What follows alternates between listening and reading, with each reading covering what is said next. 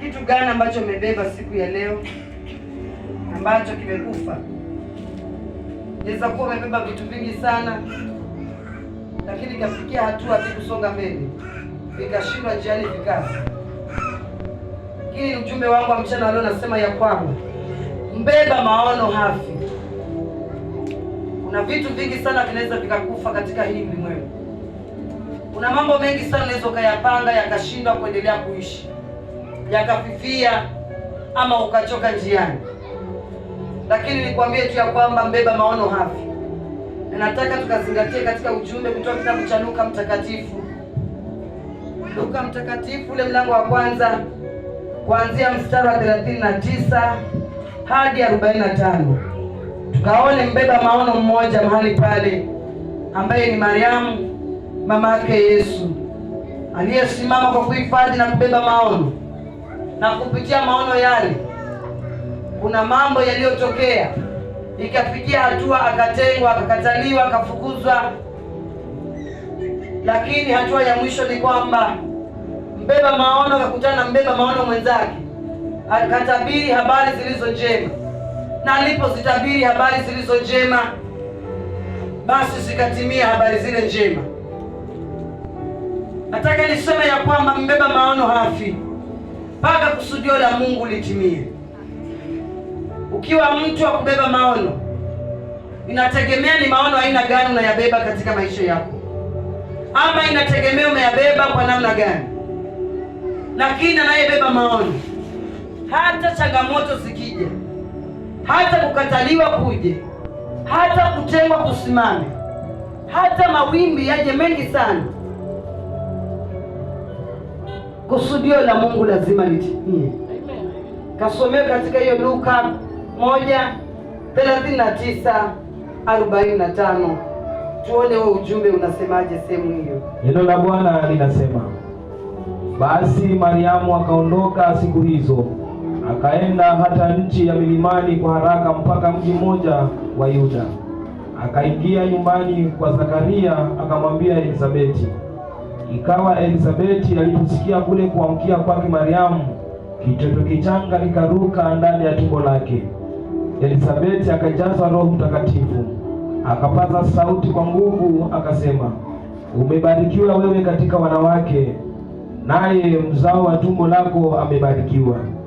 Limenitokeaje neno hili, hata mama wa Bwana wangu anijilie mimi? Maana sauti ya kuamkia kwako ilipoingia masikioni mwangu, kitoto kichanga kikaruka kwa shangwe ndani ya tumbo langu. Naye heri aliyesadiki, kwa maana yatatimizwa aliyoambiwa na Bwana. Amen. Bwana Yesu asifiwe. Amen. Habari ya ujumbe huu unasema ya kwamba kunaye Mariamu aliyeondoka akaenda katika nchi ya milimani. Bwana Yesu asifiwe. Amen. Kama tunavyojua injili hii ya Mariamu, mke wa Yusufu aliyekuwa ameposwa, lakini akatambulikana kwamba ana ujauzito wa siri. Tuchukulie mfano wa namna ya dunia hii. Jambo hili ni kama aibu kijamii. Jambo hili ni kama chukizo mbele ya jamii, na ni jambo ambalo hakuna msichana angeweza kuruhusika kubaki katika ile nyumba ama ile jamii. Huenda kwa ufahamu asilia ya kidunia hii ni kwamba Mariamu alifika hatua ikabidi ambiwe, wewe hakuna makao katika boma letu, hauna nafasi katika makao yetu tulivyo sasa, hatuna mahusiano na wewe tena katika hii jamii. Enenda ukatafute vile utakapoweka ujauzito wako. Lakini kwa sababu alikuwa mbeba maono, akaondoka kwa haraka katika nchi za milimani. Lakini katika harakati hiyo kunaye mtu mmoja aliyekutana naye na akamsalimia, jina lake Elisabeti. Lakini nikutie moyo tu hapa katika ujumbe ya kwamba kila mbeba maono, kuna vitu vya rohoni hufunuliwa hata mbeba maono mwenzake. Kuna mambo ambayo kwa binadamu hiki huwezi ukayaona, lakini kwa sababu ya mbeba maono aliyejazwa na Roho, anayaona yale yaliyo siri. Ndiyo maana walipokumbatiana Roho Mtakatifu akafunulia Elizabeti ya kwamba kilichobebwa tumboni tayari ni kitakubarikiwa. Akikitamkia ya kwamba umebarikiwa ewe mwanamke kati ya wanawake. Hata uliyembeba tumboni pia anadhihirisha ya kwamba ni mbarikiwa. Roho tayari akatambua hayo. Bwana Yesu asifiwe. Mbeba maono hata vilivyo tumboni vinalindwa na Roho Mtakatifu. Huenda kulikuwa na kuvunjika moyo ya kwamba itakuwaje. Hata mchumba wake mwenyewe akawa na uogopa. Ndiyo maana akafuata kwa hasira akaambia usiogope kumwoa Mariamu, kwa sababu uwezo wa ujauzito wake ni uwezo wa Roho Mtakatifu. Hii kwa asili ya kibinadamu ni kwamba hata moyoni mwake aliazimia kwa asiri na vunja uchumba, simtaki tena.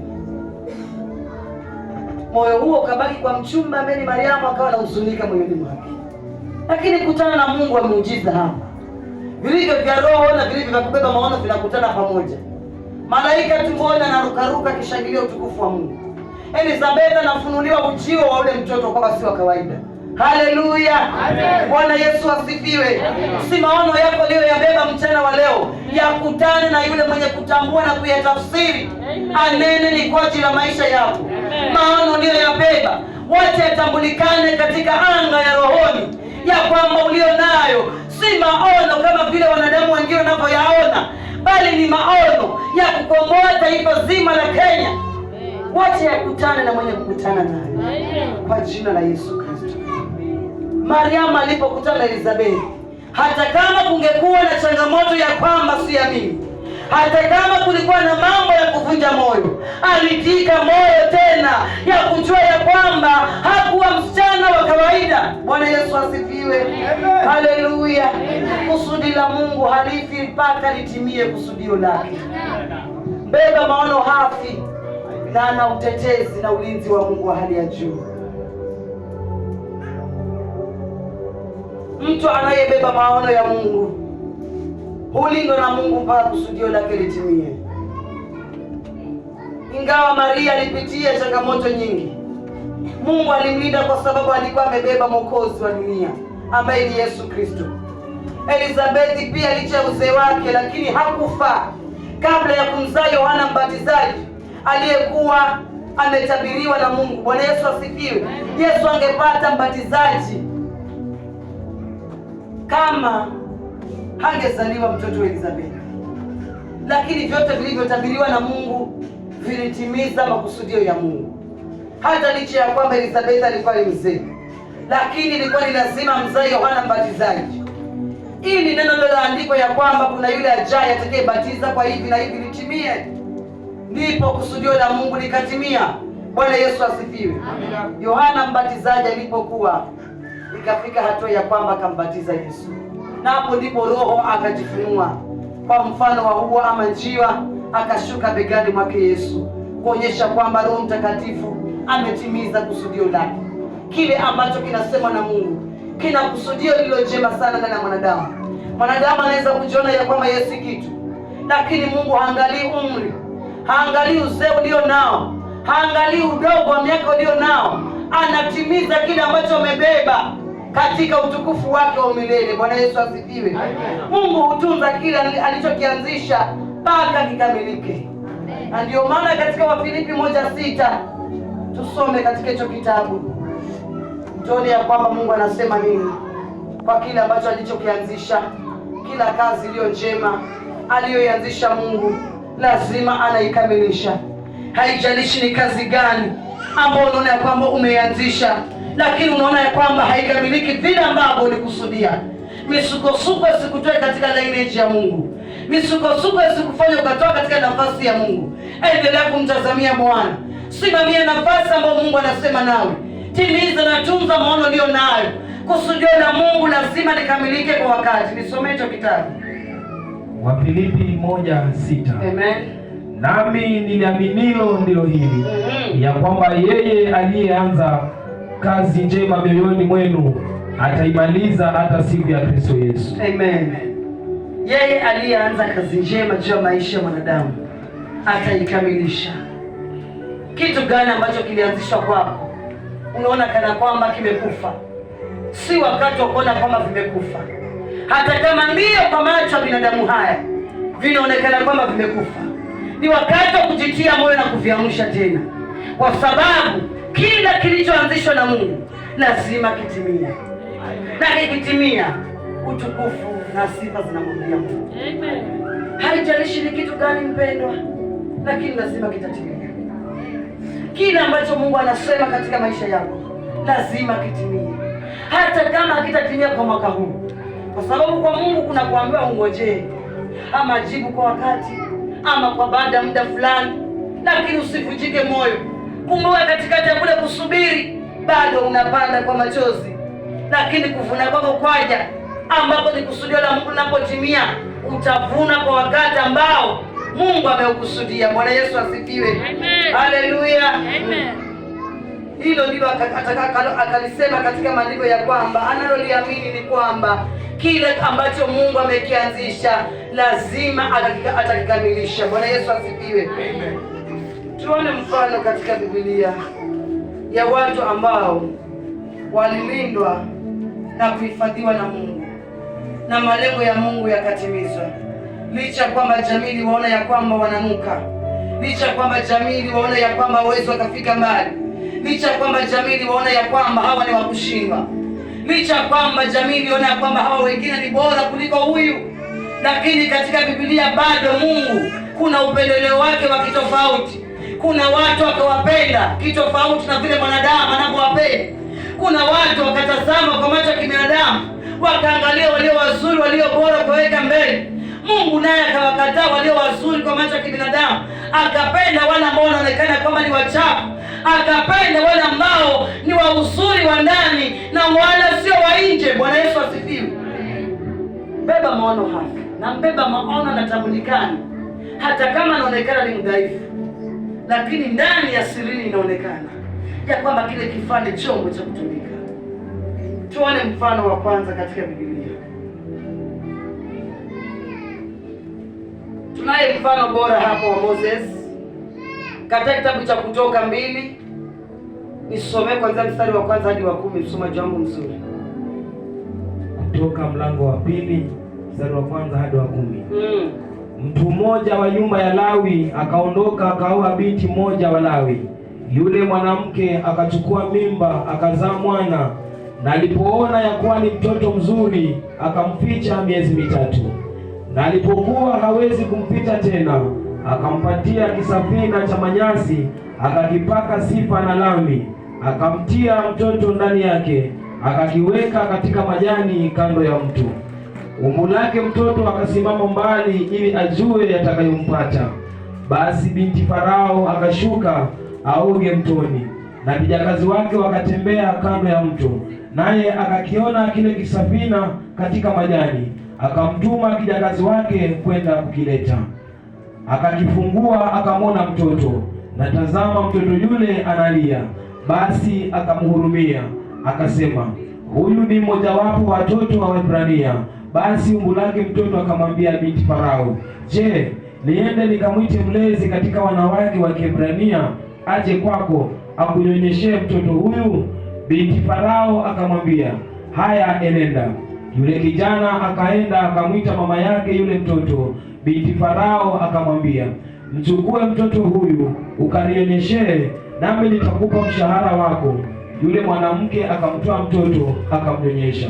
Mtoto akakua, naye akamleta kwa binti Farao, akawa mwanawe. Akamwita jina lake Musa, akasema, ni kwa sababu nalimtoa majini. Amen. Bwana Yesu asifiwe. Ujumbe mzuri wa Moses. Wakati huo kulikuwa wazaliwa watoto wa kiume ni sumu. Wakizaliwa wanajulikana ya kwamba wataokoa taifa, watakuwa wafalme wakubwa kuliko mfalme Herode. Ikapendekezwa ya kwamba watoto wa kiume wote wauliwe, ama mwanamke akijifungua kama ni mtoto wa kisichana awekwe hadharani kila mmoja amuone, lakini kama ni wa kiume basi asionekane katika maeneo ya mfalme, kwa sababu amri ni kwamba mfalme hawezi akatawala na mfalme mwingine. Lakini cha kushangaza katika mtoto Musa ni kwamba mama yake Musa alipojifungua huyu mtoto alijua kwa kweli, mimi nimezaa kiumbe ambacho cha kitaifa, kitu ambacho si cha kawaida.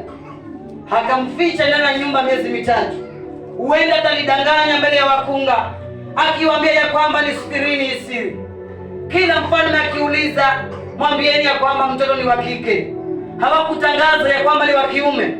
Alipomficha mpaka miezi mitatu, kajulikana ya kwamba hawezi kufichika tena. Mtoto huyo atakuwa, tabia pia zitageuka, umbile pia litageuka. Itakuwaje? Mama yake Musa akaona ya kwamba atafute njia mbadala, hatua za imani za mbeba maono. Akajua ya kwamba maono yangu nitayaficha katika moyo wangu wa ndani, sitayatangaza hadharani. Si kila maono ni ya kusema mbele ya macho ya wanadamu. Si kila maono niliyobeba nitangaze.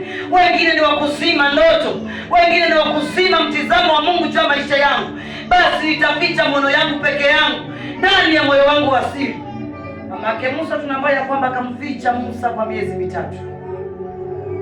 Alipojua ya kwamba hatafichika tena, hapo ndipo alipotengeneza njia mbadala kustiri na kumsafirisha mtoto wake. Na baada ya kutengeneza kile kisafina, hakuwa mbali na maeneo yale. Alijua ya kwamba kuna mtu atamuokoa. Cha kushangaza ni kwamba mwenye alikuwa akitembea kando kando, alipomuokoa mtoto yule, hakupelekwa kwa mtu mwingine kumnyonyesha. Alirudishwa kwa maziwa ya mama yake kunyonya maziwa halisi. Bwana Yesu asifiwe. Haleluya. Mbona unavunjika moyo na maono ambayo umeyabeba? Kumbe inafikia hatua hata kama maono yako yananyamazishwa, hata kama kuna sauti zinakuzima, lakini kunaye mtu anaandaliwa kusababisha kilicho chako kikurudie, kisimame na kibaki kikionekana ya kwamba ni chako. Amen. Uimbaji ni wako na hakuna mwingine atachukua uimbaji wako. Hata jaribu kuweka programu gani katika koo yako, kuna yule atatafuta, atatembea, atarudisha kutakasa kona iimbe kimataifa. Kuna yule ataamusha zile nyimbo za kimataifa ziimbwe usingizini mpaka uketi uziandike kwa kitabu. Haleluya. Amen. Kile ulicho nacho ndani ya moyo wako ndio kinamaanisha mbele za Mungu. Umebeba nini mchana wa leo? Wacha kujiona wewe ni mama wa kawaida. Wacha kujiona wewe ni kijana wa kawaida. Wacha kujiona wewe ni mzee wa kawaida. Usijidharau. Amen. Kilicho cha Mungu kinarudi kwa Mungu. Amen. Mtoto akageuziwa na akatafutiwa na wacha nikakutafutie mama mlezi akunyonyeshe. Cha ajabu, mama mlezi mwenyewe ni mama yake mwenyewe. Anapelekewa kwenda kulea mtoto wake mwenyewe. Haleluya. Alafu akishakuwa ndo unaletewa wewe, unaambiwa kwamba kwa sababu ulimuokota, lakini ulimuokota ni wako. The bond has been made. The bond has been revealed by the mom. Bwana Yesu asifiwe. Amen. Tayari kishaunganishwa. Nani wa kutenganisha? Huo muda wote anyonye mpaka miaka mitatu achishwe maziwa. Ile strong bond tayari imeingia, connection. Amemwombea kwa siri, amemnyonyesha. Hey, wacha Mungu atupe hiyo connection. Amen. Yaani vilivyoenda ambavyo ni vya kwetu tunavitoa kwa siri. Tunaumia Mungu, tunafanya hivi sio kwamba sisi ni wakosaji, lakini imelazimu tufanye hivi. Mungu tafadhali enda nasi, usituache. Lakini vinaturudia kwa sababu moyo wa mbeba maono umeonekana mbele za Mungu ya kwamba ndani ya hicho kisafina kuna maono yanayoishi mbele za Mungu. Amen. Bwana Yesu asifiwe. Alipokuwa ndipo akapewa binti Farao. Lakini baadaye kusudi la Mungu linatimia tena. Musa anatumiwa kwa taifa kubwa la Israeli yote walioshinda kuwatoa wana wa Israeli katika nchi ya utumwa. Huyo Musa aliyeokotwa mtoni, huyo aliyefichwa katika maono ya mama yake mzazi. Wacha nikuchanganye kidogo. Shida ya wewe ni kwamba kila ukiwa na maono tu kidogo tu ushalegea tayari, ushafikaza. Yaani ushatetemeka tayari, huwezi ifadha hata maono matano. Mungu tu akakufunulia tu wiki nzima, atakupa maono hii wiki nzima, huwezi toba kuyavumilia tayari. Sasa kuna yale ya kumwaga unaweza kusema, na kuna yale ambayo si ya kusema mpaka mbingu zinene, unabaki nayo hapa. Lakini unamwambia Mungu kusudio lako na litimizwe. Waomba kwa siri, labda mchungaji wako hajui. Waomba kwa siri, labda mume wako hajui. Si kila maono ni ya kuambia mumeo, si kila maono ni ya kuambia mkeo. hivi hapa tukaulizana kila mmoja wiki hiyo umeona maono gani? Kuna yale ambayo nimemwambia, mengine nimebeba mwenyewe. Kuna yangu ya huduma yangu nimepambana nayo mwenyewe, najua napambana anga gani. Kuna yangu ya maisha yangu nakamatana nayo wapi. Kuna ya yule ambaye analia nakamatana. Si kila maono ni ya kusema hadharani. Hata Maria mamake Yesu hakutangaza ujauzito wake, hakutangaza maono ya Mungu ndani yake, na alikuwa Mungu amemwambia anazaa kitu kitakatifu. Hakujitangaza, alinyamaza. Elizabeth ndio alitangaza maono ya Mungu aliyo ndani ya Maria. Bwana Yesu asifiwe. Amen. Mbona leo hii umeshindwa kuvumilia mwanangu? Uko hapa, mtu aliye Western ashajua tayari wiki iliyopita uliota nini. Ushapanga ratiba mwaka huu unataka kufanya 1 2 3. Kuna yale unaweza ukasema ili uombeane na wenzako usongezwe mbele. Na kuna mengine unapambana nayo mwenyewe si ya kusema. Lakini ushasema kila kitu. Shetani amekutangulia mbele yako kwa sababu kile utakachokifanya unakitangaza. Anakanyaga, anaongeza bolt. Anakukaza vizuri. Unashindwa kusucceed. Shida ya kwamba hatuwezi tukapiga hatua ni kwamba chochote kinachokuja halo. Huko nyumbani mimi nimeonyeshwa hivi na hivi kwa hilo boma langu. Ushamwaga. Adui anapata nafasi hapo. Hata mamako mzazi nyumbani, imani yake inaweza kuwa haijasimama imara mbele ya wokovu, hata kama alikuzaa wewe akawa tayari ameokoka. Kuna vile anaweza kupata tabasamu na furaha kwamba mwanangu ana maono, akaenda akasema tuna mama wenzake 5 tu pale. Wale wakiinuka pale washaenda kufikicha mama yangu ama baba yangu. Wanaenda kusagia pilipili vizuri sana. Ona mamake Musa hakusema. Ujauzito ulionekana na kila mmoja. Lakini baada ya kujifungua ama talada hakuonekana ujauzito wake. Alijistiri na akatulia kwa nyumba. Mtu mmoja wa nyumba ya Lawi. Ni Walawi hao. Lakini kuna mfalme wa kutisha ambaye hataki mtoto wa kiume. Wanasaga meno. Mkunga akikukanda tumbo tu hivi. Kama utaenda kwa wakunga ni wewe. Wakunga hutumiwa na Mungu na wananena yote yaliyo tumboni mwako. Sasa hii uende kwa mkunga hata huna mimba wewe. Lakini akikukanda atakwambia tu kama tumbo lako lina matatizo ya tubes zimepanda, atakwambia tumbo lako lina mizizi linahitaji kukandwa, lisafishike likuwe sawa ndio upokee baraka za mtoto. Nishawaona wanafanya hizo kazi. Mamangu ni mkunga hodari sana. Akigusa tu tumbo ashajua. Akikanda tu hawatumii dawa. Yaani ni Mungu aliwabariki hii mikono. Akigusa tu tumbo anakuambia utazaa msichana. Utazaa mvulana. Si ajabu hata wakunga waliomhudumia mamake Musa walikanda tumbo wakajua. Mamake Musa kwa sababu ni mbeba maono akasema jamani, msiseme kitu. Maana alikuwa amefunuliwa. Mamake Musa alifunuliwa katika maono ya ndotoni na katika waziwazi akiambia kwamba mwanao atakuja kuokoa taifa la Israeli. Basi akajitafakari huo muda wote katika tumboni, ama labda alikuwa hajapata huyo mtoto tumboni, mpaka apandikwe katika tumbo, mpaka aletwe duniani, mpaka kakue awe mkubwa. Hivi mateso tunayopitia hapa Israeli, huyo ndo atakuja kuokoa. Sasa nikitangaza hizi habari kwa mwingine, si mwanangu atanyamazishwa, hata inuka tena. Mamake Musa ikabidi anyamaze, afanye siri. Bwana Yesu asifiwe. Unayaweza hayo? Unaweza ukaficha hiyo siri? Mtu mwingine aliyehifadhi maono mema katika Biblia, David.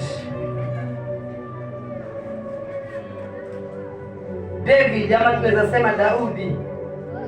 Katika kitabu cha Samueli wa kwanza 16 ule mlango wote unanena habari zilizo njema.